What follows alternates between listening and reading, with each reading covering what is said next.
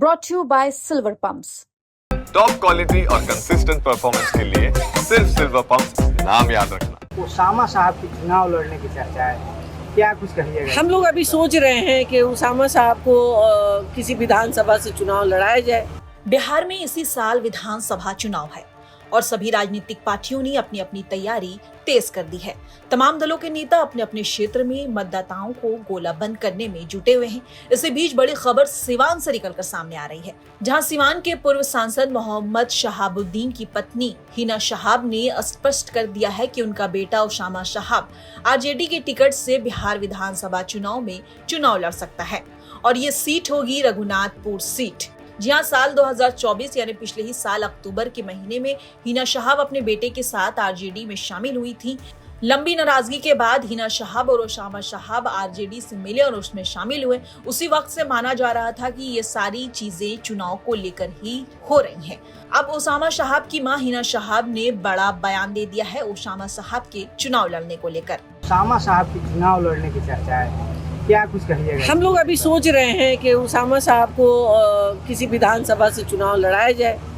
तो हमारा अपना ही होम विधानसभा है रघुनाथपुर, सोचा जा रहा है। आगे का अभी कुछ निर्णय नहीं हुआ है, ऊपर वाला चाहेंगे तो जरूर। दरअसल शहर के धनौता गांव में पत्रकारों से बातचीत करते हुए रविवार 27 अप्रैल को हिना शहाब ने ये बयान दिया। हिना शहाब का ये बयान एक तरफ से इशारा है कि उन्हें महागठबंधन में रघुनाथपुर सीट चाहिए। हालांकि देखना होगा कि इसके लिए लालू तेजस्वी कितने तैयार होते हैं। हिना शहाब की इस घोषणा के बाद से सिवान में भी माहौल गर्म हो गया है। बता दें कि रघुनाथपुर विधानसभा सीट अभी आरजेडी के खाते में है। यहाँ से हरिशंकर यादव विधायक हैं। अब देखना होगा कि ये सीट उसामा को दी जाती है या नहीं। साथ ही ये भी बता दें कि हिना शहाब ने बातों बातों में पहलगाम हमले को लेकर एनडीए और बीजेपी सरकार पर हमला भी बोला है। आने वाले दिन में जो हमारा संविधान है उसी पे देश को चले, लेकिन क्या है कि हमारी जो सेंट्रल में सरकारें हैं तो वो अभी क्या है कि संविधान को परे रखकर काम कर रही है, जिसका रिजल्ट आप लोगों ने देखा ना। अभी जो हादसा हुआ कश्मीर में, तो ये सरकार की कमी से हुई है ना।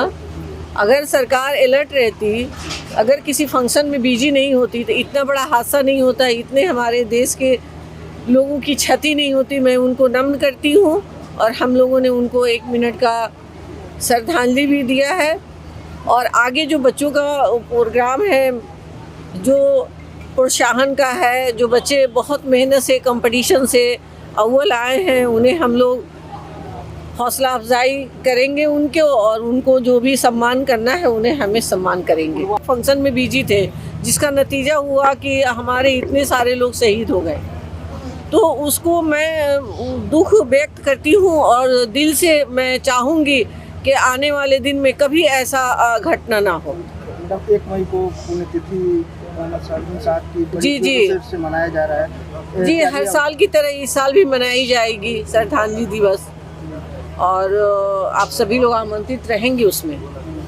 जी, पार्टी के तरफ से मनाई जा रही है। जी हाँ, जायज़ सी बात है कि पार्टी में हम लोगों की वापसी हुई है तो पार्टी की तरफ से ही मनाई जाएगी ना, क्योंकि वो पार्टी के सांसद थे। तो पार्टी के एक बड़े स्तंभ की तरह उन्होंने पार्टी के लिए काम किया है। तो